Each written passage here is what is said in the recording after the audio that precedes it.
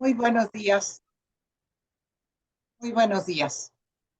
El día de hoy, que es la tercera sesión del seminario Pensamiento Sistémico y Análisis de Sistemas, tenemos el gusto de recibir al doctor Clemente Reyes, que él tiene todos sus estudios en la UNAM en la parte de ingeniería mecánica y eléctrica, así como sus estudios de maestría en ingeniería y doctorado. Cuenta con más de 38 años de experiencia profesional desarrollando e implementando proyectos en diferentes áreas como la de petróleo, gas, tratamiento de aguas, energías renovables, sistemas digitales de automatización y control.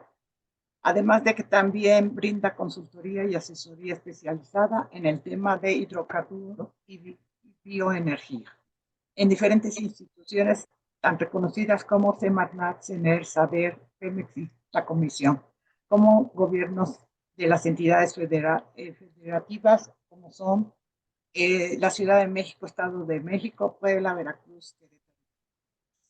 En su ejercicio profesional ha colaborado con diferentes grupos de trabajo para el desarrollo normativa en temas de quemadores de la industria petrolera y que es ahora relacionado con el tema de la plática. Nos da mucho gusto que nos colabore y en este caso presente el tema análisis del empleo de quemadores para la reducción de emisiones contaminantes en la producción de hidrocarburos. Bienvenido, doctor, y muchas gracias. Adelante. Muchas gracias, doctora. Muchas gracias, Rosa Laura, por la invitación. Y bueno, este siempre ha sido un evento interesante y que me ha dado el gusto de participar con ustedes. Y en esta ocasión, primera vez que lo hago, más que como académico, como una entidad del mundo pragmático. Y bueno, la idea aquí es, el día de hoy vamos a estar hablando genuinamente de un análisis de sistemas y de un pensamiento sistémico sobre un tema que en México en particular se ha abordado poco, y pues vamos a hablar de los más malos de Malolandia, que son los hidrocarburos. Entonces, en ese sentido, la presentación en sí mismo, vamos a abordar algunos temas de quiénes somos como entidades, los que estamos aquí presentando, un poco del contexto ambiental y energético a nivel mundial y a nivel local, en cómo está organizado el sistema de hidrocarburos en México, qué tecnologías se utilizan. Vamos a tomar dos casos de estudio y ahí hacer algunas consideraciones y algunas evaluaciones para finalmente llegar a los resultados más relevantes y a las conclusiones de este estudio, que de alguna manera quiero comentar, se hizo en la parte analítica, en la parte metodológica, en conjunto y liderado por la Unidad de Planeación Energética del UNAM, por la doctora Cecilia Martín del Campo Márquez y la doctora Pamela Nelson. Bueno, estuvieron al frente de orientarnos en cómo hacer esta investigación. En ese sentido, primeramente, ¿quiénes somos como entidades? Bueno, me presento en esta ocasión como Equipamentos y Suministros Industriales. Es una empresa mexicana que se formó en 1991 y que ha brindado soluciones en los sectores de petróleo y gas, en equipos de proceso, en aguas industriales, residuales y municipales, en diferentes entidades del país.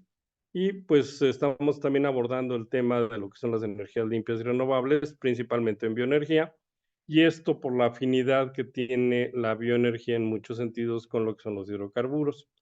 En ese sentido, nosotros también representamos en México a una empresa americana conocida o registrada como NOW Inc. En sus orígenes era National Air Ore Burners y se estableció en Filadelfia, en Estados Unidos. Y ellos se dedican a sistemas de combustión, equipos para la conservación y cuidado del ambiente, equipos de control de la contaminación, quemados elevados de proceso y encerrados y oxidadores térmicos. Y aquí podemos ver algunos ejemplos, la mayoría son en México y algunos están pues en zonas muy críticas que hablaremos más adelante. Hablando desde el contexto ambiental, el contexto en un momento dado energético, ¿qué es lo que nos afecta y qué es lo que hemos estado viendo? Bueno, por un lado está el cambio climático, la calidad del aire, el ozono troposférico, que en ese sentido no se han presentado muchas veces como fenómenos globales y lo son. Y esto también nos lleva a temas de gestión de agua, contaminación de océanos, merma en la producción agropecuaria y salud. Les parecerá un poco extraño si estamos hablando del tema de quemadores o del tema de hidrocarburos, cómo se tocan todos estos aspectos y bueno, tienen una vinculación muy estrecha. En ese sentido, dentro de lo que es el contexto general que todo mundo hemos escuchado en una u otra forma, estamos hablando de lo que es el cambio climático y generalmente nos es frecuente el escuchar que pues tiene que ver con temas de los sectores de energía, residencial, transporte, residuos o agricultura y ganadería.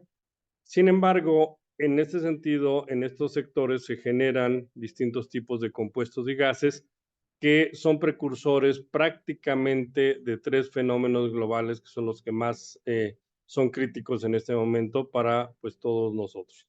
Por un lado, ya lo mencioné, el tradicional cambio climático, que está muy vinculado con todo el manejo del CO2. Vamos a ver que no es lo único. Sin embargo, un segundo fenómeno global que tiene que ver con la calidad del aire, el aire que respiramos, el aire en el cual existe todos los ecosistemas, y el ozono, que tiene dos cuestiones, el ozono troposférico y pues el ozono en altos niveles de la atmósfera que nos sirve la protección de la vida en la misma Tierra. ¿Por qué es importante estudiar estos casos? Bueno, generalmente dentro de lo que es el caso del calentamiento global, todo el mundo se enfoca al estudio del dióxido de carbono porque es lo que nos da en un momento dado el grado que vamos a tener de calentamiento de la Tierra. Sin embargo, en este sentido también existe el metano y también existe el carbono negro. ¿Y en qué es lo que nos aportan en estos fenómenos globales cada uno de ellos? Bueno, pues ya lo mencioné, el CO2 es el grado de calentamiento, pero el metano, lo que nos da el CH4, es la rapidez con que se alcanza ese calentamiento. Y el carbono negro, que es en esencia los humos, los materiales particulados que llegamos a ver en muchos lados, lo que nos da es las concentraciones en ciertos puntos de ese calentamiento. Entonces, vemos que no es una situación que nada más haya que atacar el calentamiento global a través del combate del CO2, sino de distintos compuestos. En un inicio, el protocolo de Kioto consideraba 6 gases o 6 compuestos base como compuestos de efecto invernadero, y ya los mencioné 3 de ellos, uno que es el dióxido de carbono, el metano, el óxido de nitrógeno, los que también le llaman NOxes, los hidrofluorocarbonos, los HFC, los permafluorocarbonos, que es el PFC, y el hexafluoruro de azufre, SF6. En ese sentido, son los que se conocían y se manejaban cuando se establece el protocolo de Kioto. Sin embargo, estudios posteriores nos han llevado a segregar estos gases y compuestos de efecto invernadero prácticamente en 3 niveles. Por un lado, tenemos todas las emisiones contaminantes que le llaman los contaminantes de vida larga, porque duran mucho tiempo en la atmósfera. Por otro lado, tenemos los contaminantes climáticos de vida corta, porque duran muy poco tiempo en la atmósfera, sin embargo, sus efectos son muy superiores a lo que son lo que es el CO2. Y toda la presencia de emisiones de ozono, todos los aerosoles, todo el vapor de agua, incluso es curioso que el vapor de agua es un gas, es un compuesto de efecto invernadero, junto con los NOxes, los OXes, todo lo que son los compuestos orgánicos volátiles, los hidrocarburos aromáticos policíclicos y otros similares. En ese sentido, lo que le da incertidumbre a muchos de los modelos climáticos son justamente estos últimos, toda la parte de los aerosoles, toda la parte de los compuestos orgánicos volátiles, que muchas veces no es fácil estarlos viendo. Entonces, con base en esto, se da una segregación en la cual se habla de lo que son los compuestos de gases de efecto invernadero del CO2 y todos los demás, los que no son el CO2. Y ahí lo pueden ver en el eje vertical de esta figura. Hablando desde la perspectiva de lo que son los contaminantes climáticos de vida corta, por su presencia en la atmósfera, estas láminas no son mías, aclaro, las pueden ustedes consultar en la Alianza para lo que es el Cambio Climático y Calidad del Aire, la CCAC, y ustedes podrán notar que existe, por ejemplo, en el lado izquierdo, una gráfica que nos ilustra tanto lo que es el carbono, el metano, el ozono y los hidrofluorocarbonos, y su presencia en lo que es la atmósfera, y estamos hablando en algunos casos de días, en algunos casos unos cuantos años, en otros casos de semanas, y en ese sentido lo pueden ver en esa gráfica del lado izquierdo, nos da también la representación si tiene efectos locales, globales o, en su caso, regionales. Esto es importante mencionar porque generalmente todo el mundo habla del calentamiento global y nada más se enfoca a lo que es el CO2. Sin embargo, los dos compuestos más peligrosos después del CO2 en temas de calentamiento global y de calidad del aire vienen a ser el carbono negro y el metano. Por otro lado, en la gráfica que vemos del lado derecho, ustedes pueden ver que no todo calienta. Vamos a verlo un poquito más rápido. Ahí en esta gráfica, en esta figura, lo que nos está mostrando son los diferentes compuestos y sus efectos que pueden ser, por un lado, globales, por otro lado, dependiendo de la concentración que empieza a jugar un papel importante, y el efecto en el clima, que ya sea es calienta o enfría, y en un momento dado aparece un siguiente concepto, que es los efectos de la salud, y entonces se habla de los contaminantes criterio. Entonces, si ustedes se fijan, con los mismos tipos de gases y compuestos de efecto invernadero, tenemos tres acepciones. Uno, asociado al cambio climático por el calentamiento de la Tierra. Dos, hacia lo que es su permanencia en la atmósfera. Y tres, hacia lo que es, en este caso, sus impactos en la salud, no nada más de las personas, sino también de los ecosistemas. En los tres casos hay normatividad, hay reglamentaciones, hay efectos de mitigación y es importante conocerlos. ¿Por qué? Bueno, aquí en estas gráficas son de la misma CCAC. Pueden verse que, por ejemplo, el ozono y el material particulado tienen efectos importantes en la salud. Incluso lo más grave es que llegan a ser incluso efectos en la gestación de las nuevas generaciones. Y no es nada más en el caso de humanos, también sucede en el caso animal y también sucede en el caso vegetal. Entonces, el tema de la contaminación es un tema realmente complejo y es un tema que requiere acciones muy concretas, muy directas a ver de su mitigación. Por otro lado, desde el punto de vista de lo que es el efecto en las plantas, pueden decir, bueno, pues sí pasa en las plantas y a lo mejor en la selva del Amazonas y pobrecitos, pero no.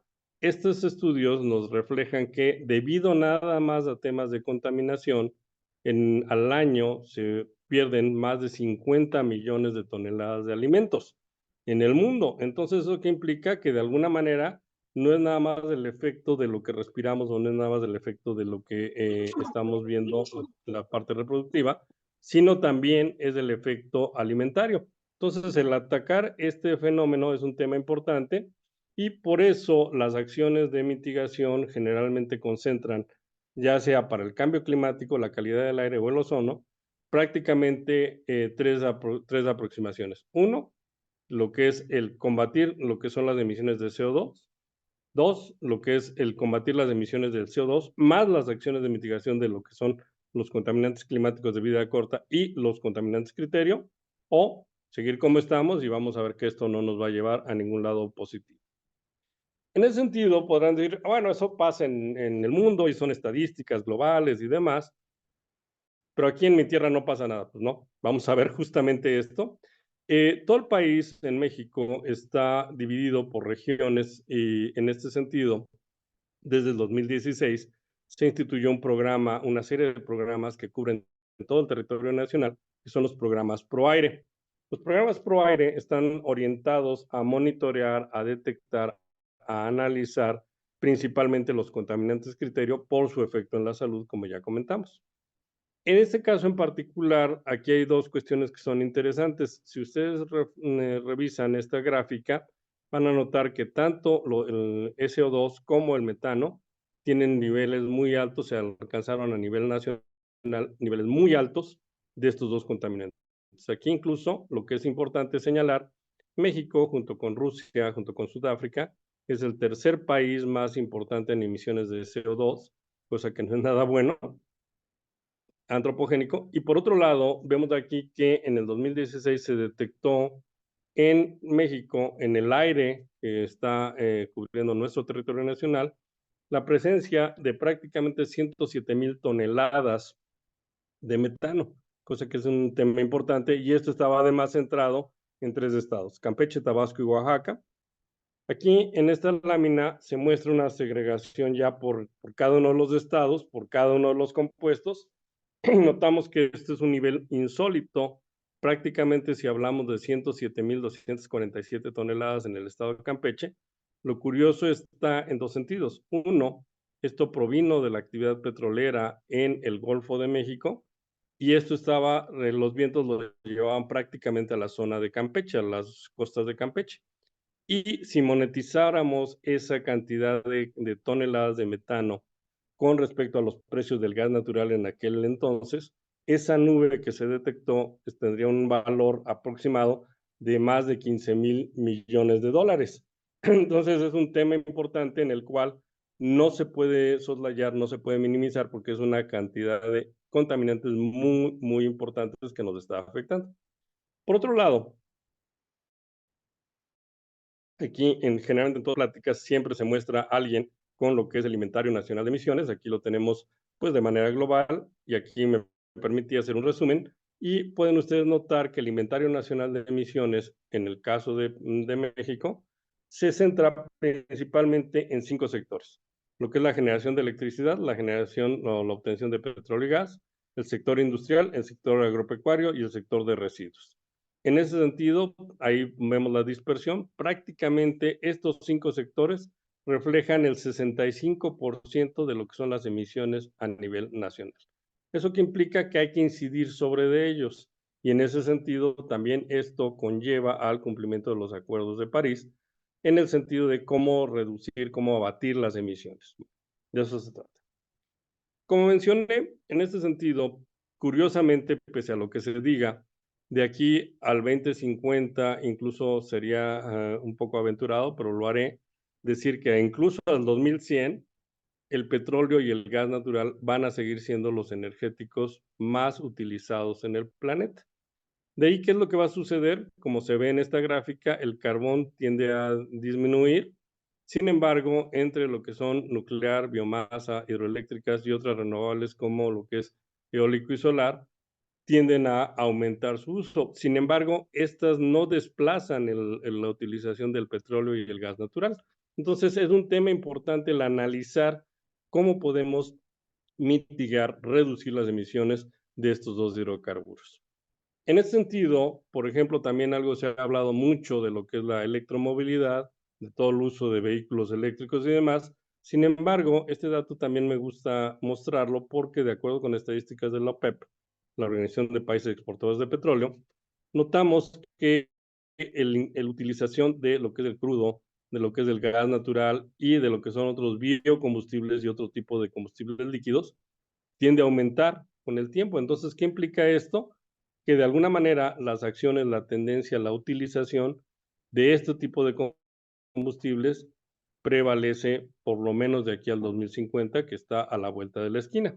Entonces, ¿qué implica esto? Que tenemos que tomar acciones de mitigación que sean rápidas y que sean importantes.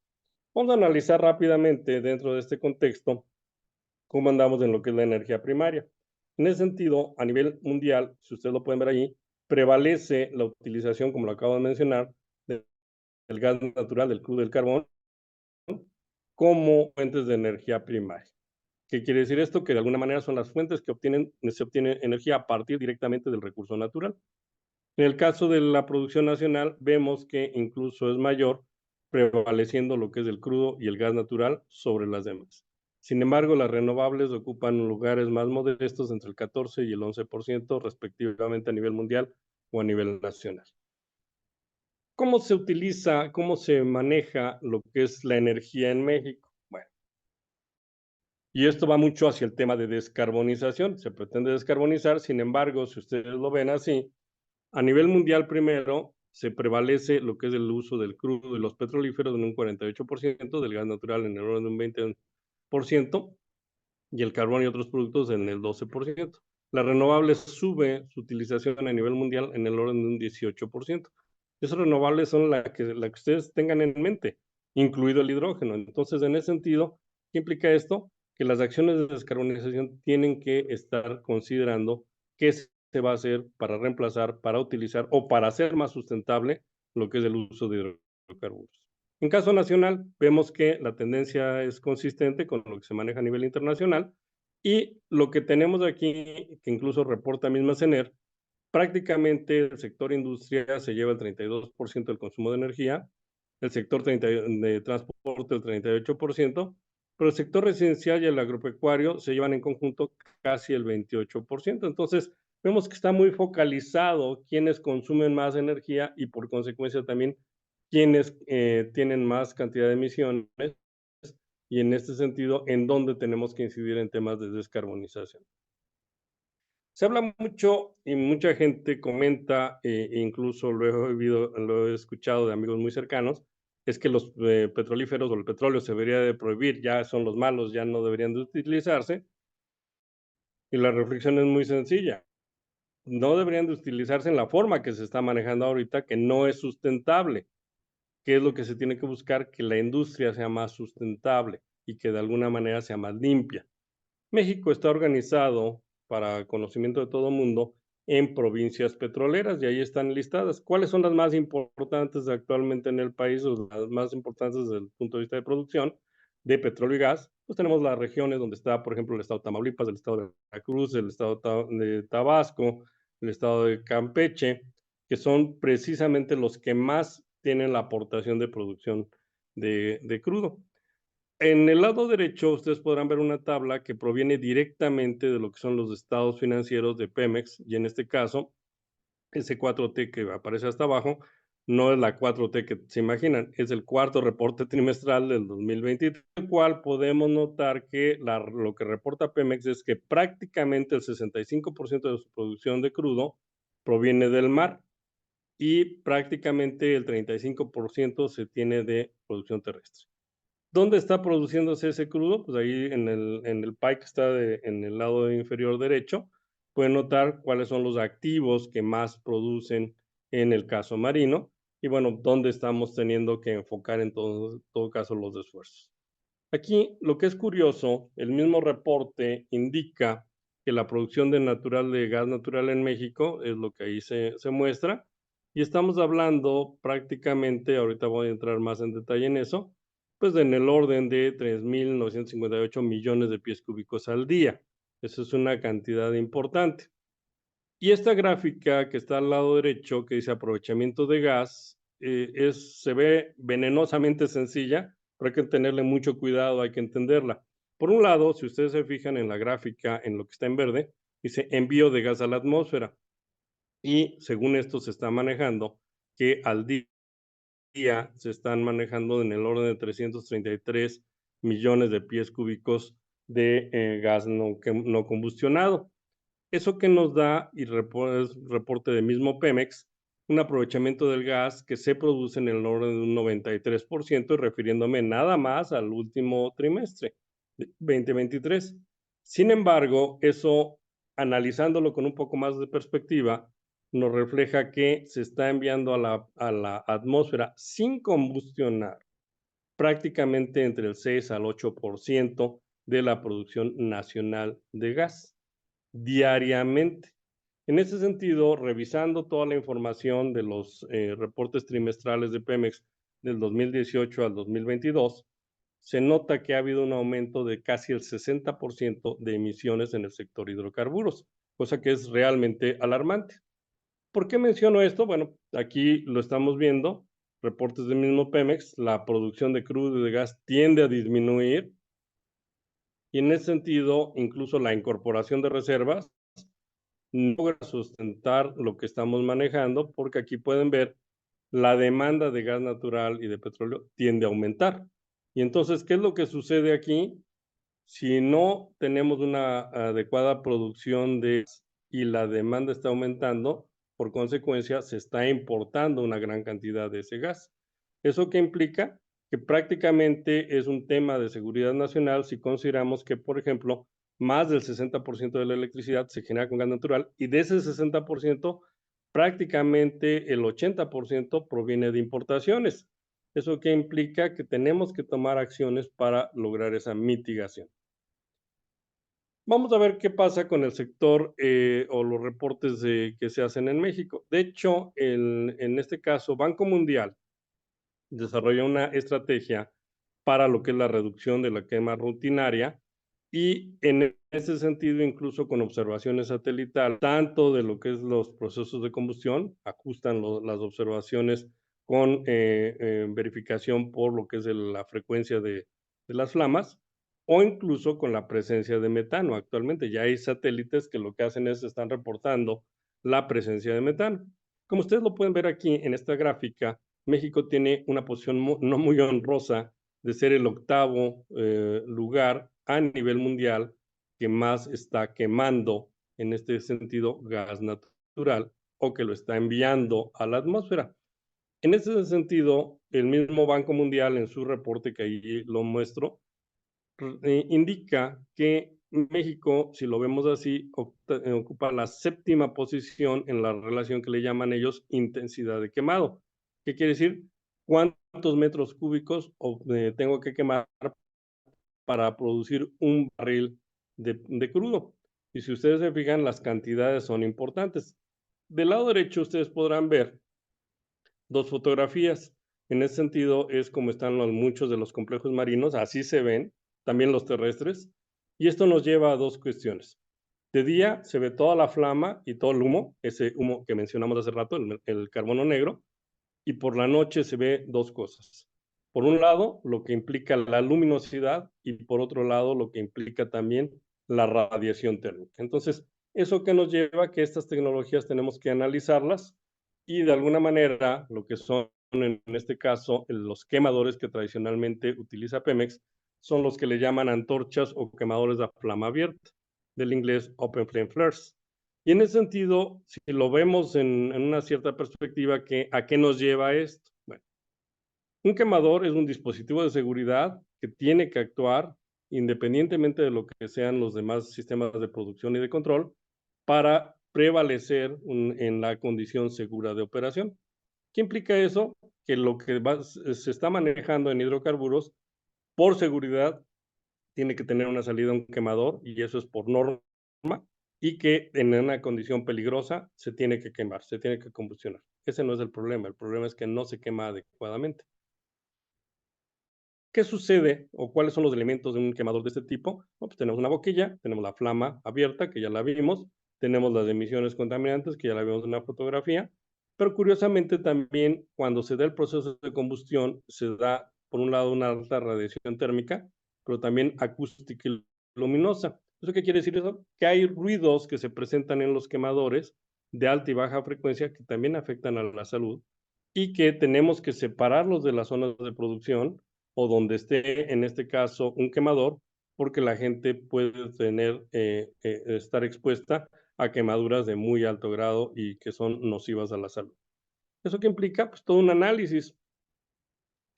En este caso, nosotros estamos proponiendo, y se hizo durante la investigación que lideró la UPE, el cambio y la premisa de esta idea fue los quemadores a flama abierta pueden ser cambiados por quemadores que se les denomina quemadores enclaustrados o EGF, Enclosed Ground Flares. ¿Y cuál es la idea de estos quemadores? Que tienen una combustión más controlada, más, digamos, fina y que de alguna manera reducen tanto la radiación térmica, acústica y luminosa y producen condiciones de operación mucho más seguras y son independientes del clima.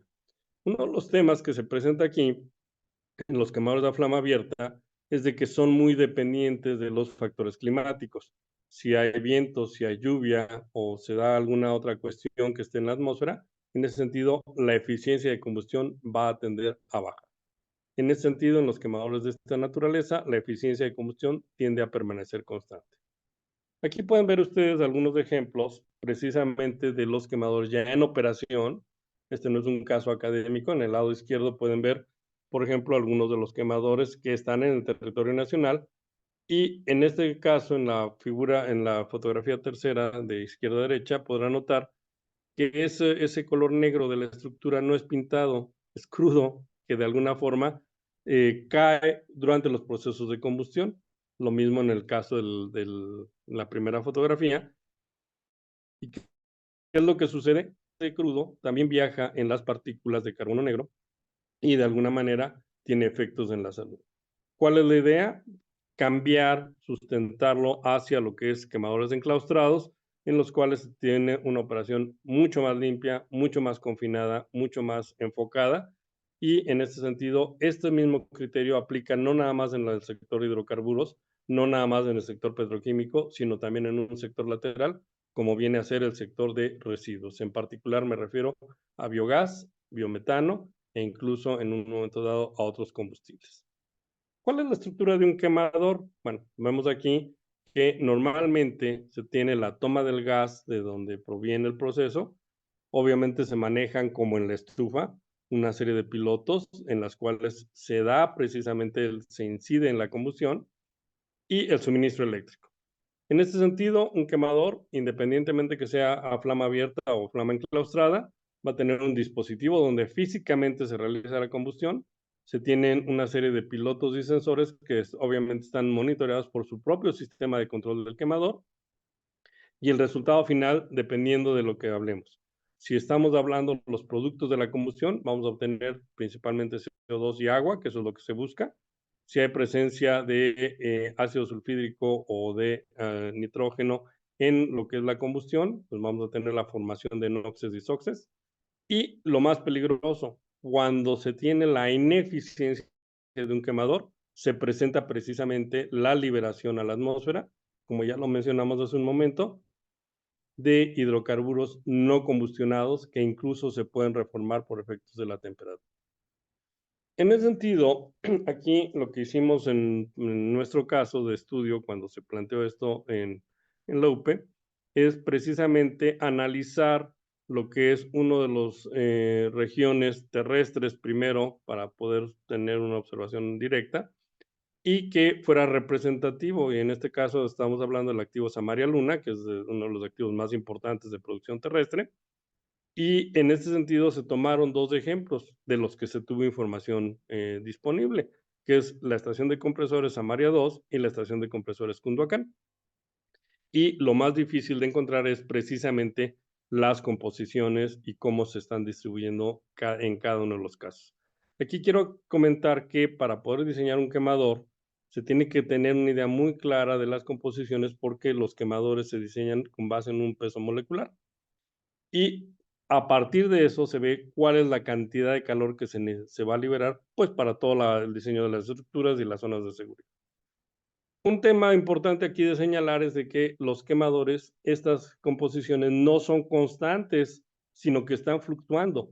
Si queremos verlo así, como un ejemplo muy rudimentario, un quemador hace las veces igual que el drenaje. Lo que no se utiliza en algún lado se va al drenaje, bueno, en agua. En el caso de gas, lo que no se utiliza en alguna de las plantas de producción de hidrocarburos se va directamente al quemador. Entonces, ¿qué sucede aquí? Pues de alguna forma eso nos da una idea de cómo están las composiciones. Aquí se hicieron algunos cálculos, nada más los muestro de referencia, que estamos hablando de cuánto calor se libera y cómo se están distribuyendo ese calor con respecto a cada uno de los compuestos que estamos mencionando. ¿Qué nos lleva a eso? Pues en esencia, y esta es la parte neurálgica de la investigación que se hizo con la UPE, en esencia es el poder plantear, el poder analizar, el poder de alguna forma determinar cómo se puede hacer el cambio de un quemador a flama abierta a un quemador enclaustrado y qué beneficio nos va a dar. Entonces, con base en los datos que estamos viendo ahí, primero vamos a ver desde la perspectiva de la tabla superior cómo está la mezcla, pues ahí lo estamos viendo.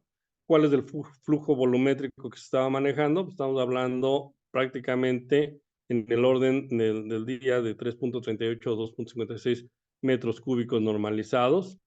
Y esto estamos hablando de millones de metros cúbicos, pues no es una cantidad pequeña. Y en ese sentido, ¿qué es lo que nos lleva a esto? A que se da una liberación en promedio de lo que es el calor en el orden de 1.6 a 1.24 gigawatts térmicos. Aquí hay un tema que es muy importante. Si estamos hablando de que este es un hidrocarburo y que es una energía primaria, en un quemador a flama abierta, lo que va a suceder es que ese calor se libera a la atmósfera. En un quemador enclaustrado, ese calor se puede reaprovechar. Y entonces, ¿qué implica esto? Que de alguna manera podemos hablar de esquemas de cogeneración, o esquemas de, por ejemplo, en el caso eléctrico, se maneja una cosa que se le llama gas to wires, que ese mismo gas que se está mandando a un quemador se puede aprovechar para la generación de electricidad y esto beneficiar localmente pues a las comunidades que estén en el entorno donde está un quemador. ¿Esto por qué lo menciono? Simplemente por dos cuestiones. En el caso del estado de Campeche y el estado de Yucatán, pero más en el de Campeche, no tienen gas natural y no tienen energía. Entonces, mucho de esto que se está combustionando y que se está mandando a los quemadores, de alguna forma se podría aprovechar para incidir en lo que es la carencia energética que tienen.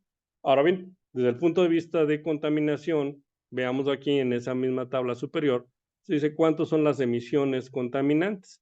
Y estamos viendo que al año, en este caso, se hablan de 7.38 millones de toneladas de CO2 equivalente o de 11.35 millones de toneladas de CO2 equivalente.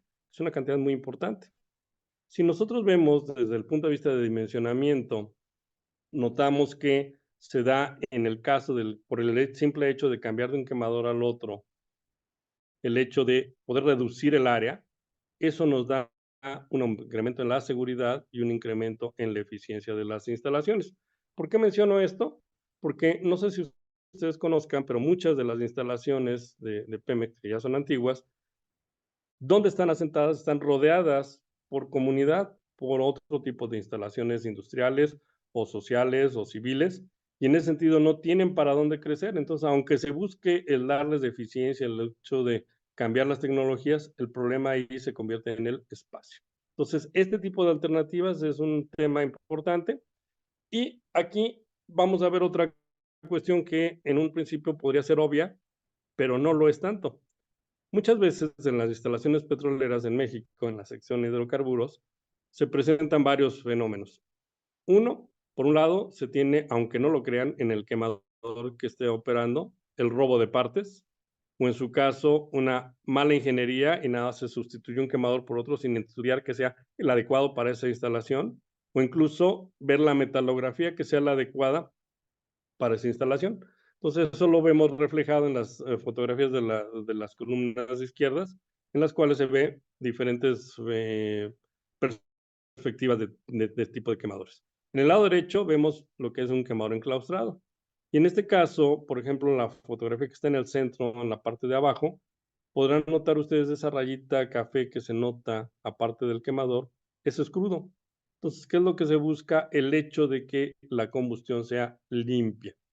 En este caso, derivado de todos estos temas de lo que es el mantenimiento, la vida útil de los sistemas, normalmente por especificación los quemadores se deben de diseñar por una vida útil de 30 años. Y aquí la gráfica que está del lado izquierdo nos muestra cómo se va decayendo la eficiencia de combustión, por un lado por falta de mantenimiento o por robo de partes, y eso nos da en el caso de los quemadores de flama abierta, los que están aquí señalados como OLT, perdón, como OPS, en ese sentido, cómo van decayendo su eficiencia de combustión y eso va a tener un efecto directo en las emisiones, pero también tiene un efecto directo en la economía y tiene un efecto directo en la operatividad de las instalaciones. ¿Qué es lo que sucede aquí? Bueno, vamos a analizar. Normalmente, desde la perspectiva de emisiones y en un periodo ya definido, como se mencionó, de 30 años, ustedes pueden ver, se hizo el análisis en las dos instalaciones del objeto de estudio, cuántas emisiones en millones de toneladas de CO2 equivalentes se tenían en esos 30 años y notamos que los quemadores de flama abierta tendrían entre 177 a 197 toneladas en millones de toneladas en un caso, mientras que un quemador enclaustrado tendría solo 41. En el otro de los casos se presentan resultados similares, como es en el lado derecho. ¿Y qué es lo que sucede aquí? Bueno, se hizo un estudio ya viéndolo por componentes y por la temperatura de la combustión, y en ese sentido se nota que, por ejemplo, la formación de NO2, NO es reducida, es más reducida en uno de los casos. Aquí se hace la comparación entre 4 tecnologías.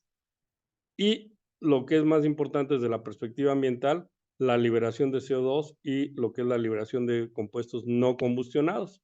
Como lo pueden notar en estas dos gráficas, en un quemador a flama abierta se liberan mucho los gases no combustionados, que es justamente lo que mencionaba en un inicio. Ese octavo lugar o séptimo lugar en lo que es la intensidad de quema o las emisiones que se están manejando y se están viendo por satélite, es esto, justamente. ¿Qué es lo que sucede aquí? Tenemos que incidir en cómo reducirlo y bueno, para esto, obviamente, el tiempo que se está presentando actualmente en cuanto a la tónica de en las acciones de mitigación del calentamiento global, en cuanto a lo que es, pues, por un lado, las emisiones de CO2 o la reducción de emisiones o la compensación o la neutralidad en emisiones, es un tema importante hacerlo, no nada más en la industria privada, también en lo que es el sector público y en el sector de hidrocarburos en particular. En este sentido, y está muy en boga y todos hemos escuchado de los casos, incluso se ha politizado ya el tema de las refinerías en Nuevo León y en Tamaulipas. Bueno, vemos aquí cuánto implica el costo de las emisiones desde el punto de vista de imposiciones, de impuestos.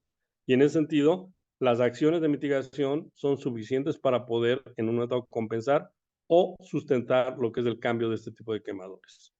Un argumento que siempre dan en la industria petrolera es de que, es que un quemador enclaustrado es mucho más caro que un quemador abierto y es más barato y es más rápido. Pues sí, aquí lo que hicimos fue un análisis de costos precisamente para responder esa pregunta. Y en ese sentido podemos ver que, por ejemplo, en uno de los casos, nada, voy a referir uno de referencia, pero en la presentación están ambas y los pueden tomar como un dato. ¿Cuánto me cuesta un quemador a flama abierta y cuánto me cuesta un quemador enclaustrado? En el caso de Samaria 2, un quemador a flama abierta cuesta en el orden de 1.2 millones de dólares y un quemador enclaustrado 4.6. Y muchos dirán, te lo dije, es más caro, no tengo los 4.6 millones, entonces pues voy a invertir lo que tengo. Ese es un truco muy feo porque generalmente es nada más a lo que se está haciendo en el momento. No se analiza sus efectos en el largo plazo. Aquí lo que podemos ver, se analizaron también económicamente lo que son los costos de operación y mantenimiento por cada una de las dos tecnologías, en cada uno de los dos casos, viendo lo que son los costos de operación y mantenimiento directos y los costos de operación y mantenimiento indirectos. ¿Cuáles son los directos? Todo lo que implica personal, partes de repuesto, etcétera, y todo lo que implica ya lo que es la organización, la institución, en este caso Pemex. Como vemos, el costo indirecto es, más bien el costo directo es muy bajo, el costo indirecto tiende a ser muy alto por todo el overhead que tiene la institución. Se hizo el mismo análisis a partir de este estudio económico de los mismos quemadores y en un periodo de 30 años, por eso se está acotando con la vida útil y la eficiencia de combustión, viendo cómo se tienen que estar cambiando para tener una eficiencia por lo menos aceptable.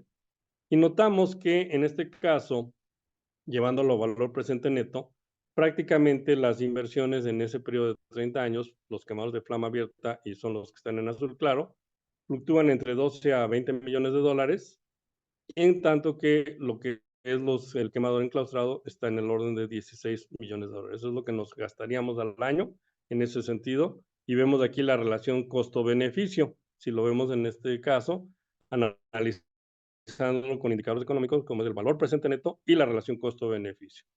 En ambos casos, los resultados son positivos, quiere decir que de alguna forma se puede hacer ese cambio. Y vamos a ver las implicaciones de tipo tecnológico. Por un lado, los estudios y lo que hicimos ahorita nos lleva a la conclusión que se pueden realizar el cambio o se puede realizar la combustión en ambos tipos de quemadores de manera similar. Los quemadores enclaustrados usualmente tienden a requerir menos área desde el punto de vista técnico y lo importante, en tanto que los quemadores a flama abierta, la energía y todos los productos de combustión se desperdician e impactan en el ambiente, los quemadores enclaustrados son compatibles con esquemas como lo que es la cogeneración, la captura y almacenamiento del CO2 o en su caso tecnologías de plasma que permiten no nada más mitigar, sino eliminar las emisiones. Por otro lado, desde el punto de vista de seguridad, las distancias en que la gente se ve expuesta y los equipos en una instalación son menores en un quemador enclaustrado que en un quemador a flama abierta y obviamente en el tema de mantenimiento se puede realizar mejor en un quemador enclaustrado que en un quemador a flama abierta. ¿Por qué es esto? En un quemador enclaustrado no está el equipo caliente y puede acceder el personal a hacer el mantenimiento cuando se requiera. En un quemador a flama abierta se tiene que hacer un paro de planta y eso es un problema muchas veces. En cuanto a ambiente, que es uno de los temas que hemos estado mencionando, un quemador a flama abierta, si se le llegase a dar más o menos del mantenimiento o de plano no se le da mantenimiento como sucede, lo más que pueden evitarse las emisiones son un 76%, en tanto que en un quemador enclaustrado estamos fluctuando en el orden de un 95%. En un quemador enclaustrado, la liberación de monóxido de carbono, NO y NO2 es 70% respecto a lo que se genera en un quemador a flama abierta, cosa que es también un beneficio ambiental importante.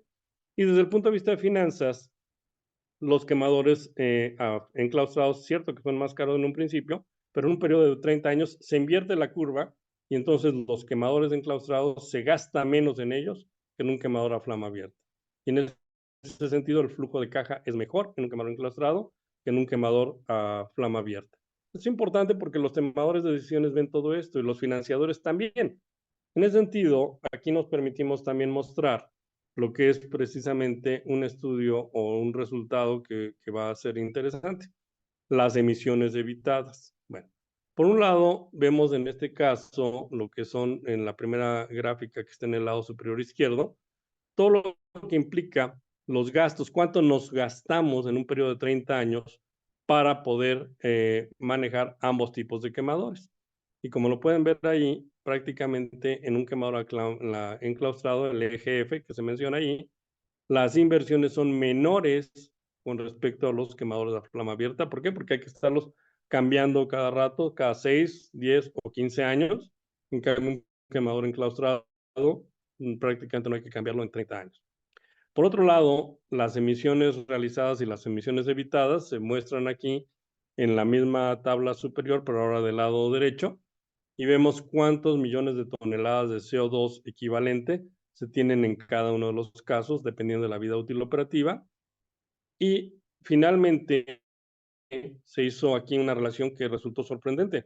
Si nosotros vemos lo que nos gastamos en cada una de las tecnologías, cuántas emisiones podemos evitar y hacemos el cociente de las emisiones evitadas contra lo que nos gastamos, nos damos cuenta que en un quemador a flama abierta, prácticamente los costos fluctúan entre 28 a 40 centavos la tonelada emitida, en tanto que en un quemador enclaustrado los costos fluctúan en el orden de 13 a 18 centavos de dólar la tonelada. ¿Qué quiere decir esto? Que tiene sentido económico el hecho de invertir en estas tecnologías y que de alguna forma evitan precisamente que se mande a la atmósfera hidrocarburos no combustionados. Si hacemos finalmente una comparativa entre ambos tipos de tecnologías, los quemadores de flama abierta son altamente sensibles a la falta de mantenimiento y los vientos cruzados, le hace lo que está pasando actualmente en el sector en México, en tanto que los quemadores enclaustrados son más resilientes, aguantan más, si queremos verlo así, en términos de lenguaje llano, ¿no? En los quemadores enclaustrados también eliminan la radiación acústica y luminosa. Generalmente la gente o la población, todo lo que es la sociedad, en ocasiones no lo nota, pero un tema que es importante es precisamente cuando los quemadores están operando, se siente el golpe de calor incluso a varios kilómetros de donde está el quemador y se ve la luminosidad. La luminosidad, sobre todo en la noche, impide que las gentes, pero también los animales, incluso las plantas, no descansen y eso tiene problemas de salud y mermas en la producción, como lo acabamos de ver. Desde el punto de vista de seguridad, los equipos, los quemadores de flama abierta requieren mayores áreas, que generalmente ya no las hay en muchos de los casos, y en condiciones de falla, por ejemplo, en un quemador a flama abierta, en la condición de falla se propaga alrededor del quemador, en tanto que en un quemador enclaustrado, las fallas se concentran al interior del mismo. Eso implica que es más seguro. Desde el punto de vista de emisiones, ¿qué es lo que pasa aquí? Los quemadores enclaustrados pueden evitar hasta un 95% de lo que es la quema de hidrocarburos no combustionados, la liberación de hidrocarburos no combustionados, en tanto que en ese sentido los quemadores de flama abierta solamente logran llegar a un 70%. Entonces, desde el punto de vista ambiental, tienen un mejor rendimiento los quemadores enclaustrados y liberan menos emisiones de CO, NO, NO2 y lo que son todos los compuestos asociados a la no combustión y la reformación. Finalmente, desde el punto de vista económico, para los tomadores de decisiones, ambos tecnologías en un horizonte de 30 años son factibles. Sin embargo, los mejores rendimientos se presentan cuando se están manejando los quemadores enclaustrados, que tienen un menor costo de todo lo que son las emisiones evitadas. Y bueno, con eso llegamos al final y muchas gracias por su tiempo y espero les sea de interés. Muchas gracias. Muchas gracias, doctor. Está maravillosa la información que nos proporciona porque pues, esto nos permite verlo de manera concreta, puntual, en muchas informaciones que uno o ideas que uno pudiera generarse en relación a las emisiones contaminantes, ¿no? Y esta propuesta se ve muy novedosa, muy genial. Entonces, supongo yo que a lo mejor sí se puede implementar y bueno, para eso está trabajando usted y todo su equipo, ¿verdad? Entonces, les deseamos lo mejor de los éxitos posibles. Déjeme parar la grabación.